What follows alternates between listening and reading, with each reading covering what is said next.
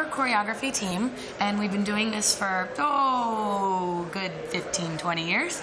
And we work with artists like Jennifer Lopez. We work on films. We work on Cirque du Soleil shows, music videos, television. We've been so lucky to work in all kinds of mediums when it comes to dance and choreography.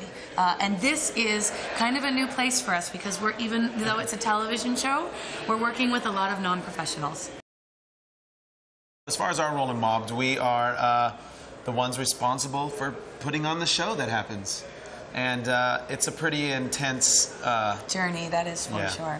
It involves hidden cameras, it involves being punked, and it involves thousands of people, dancing together. So it's pretty intense. They called us to come in and help out on the pilot episode, which went pretty well, and now here we are, picked up for 10 episodes. We're in full swing. We're here on set right now, and about 1,000 mobsters waiting outside for us to get to dancing. We're here at Hollywood and Highland. This is where our big flash mob is going to happen.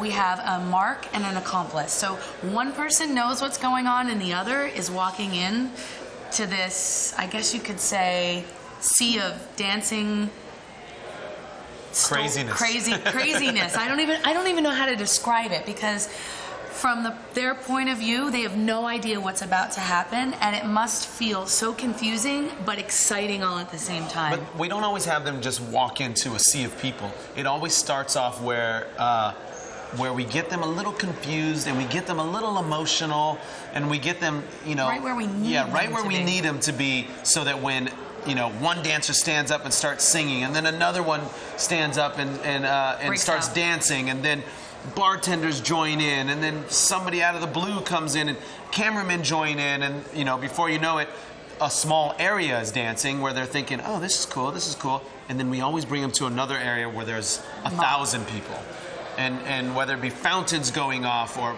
pyro going off, or umbrellas opening up, it's always some type of big to-do.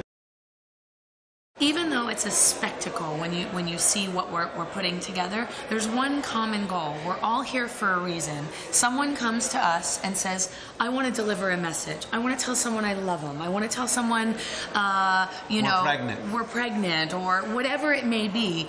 That's where it starts. And then we build this whole show around it, and involving things that are important to that person, that they know will affect the end result in their answer, and we play on their emotions and through a big dance performance. And the cool thing about this is when you work in the choreography world, everything is really planned out. And with this particular show, you try to plan it all out, and you really never know how it's going to go. So it's really exciting for us, is this whole thing going to be pulled off? At any time, the mark could leave, and we could never do it. We could get all of this together, and they go, don't want to do it. Not that they don't want to do it, they just get so upset they leave, or they're so overwhelmed they don't keep walking through our journey. I think that with each mob performance, there is a route. There's a traveling route that we have to take them on, and they have to stick to that route. So in our choreography, it's our job to sort of guide them in the right direction and troubleshoot any problems along the way. Well, they might go this way, therefore we need to keep them here. You'll block them from this angle. So it's like a football play, but for dance. We never really have enough time to do exactly what we want to do on this. It's such a big undertaking, but we record choreography that we want the mob to do and post it on YouTube. So at least the mobsters, they'll learn the material before they get here. Mm-hmm. We have dance rehearsals ahead of time with some professional dancers that'll be our key focus and areas to ground everything. And then we really just show up on the day, and we have one day to put all these puzzle pieces together. We have to work with the director to make sure that someone that's just standing there has no idea what's going on, is not blocking that magical moment where he gets on one knee and proposes to him, and that person's on their cell phone. So in that one day, we have thousands of things to accomplish to make sure that it's perfect. We never know if we're actually going to accomplish everything we need to. Until it's accomplished.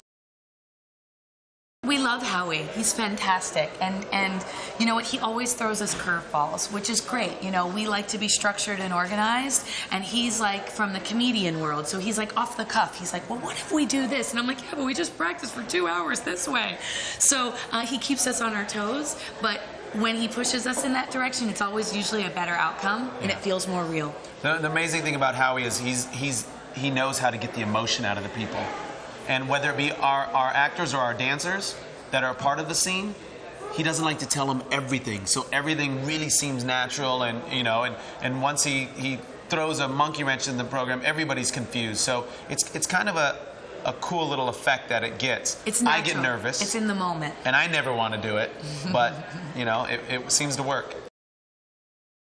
My favorite part of working on this show is actually the mob, because they're comprised of a lot of non-professional dancers, and they show up and they're so enthusiastic. I see them practice. Their energy is infectious because they're so excited to be here, and when they realize what they're trying to pull off, it's even better, you know? So their emotion with the dance, that's the most exciting part.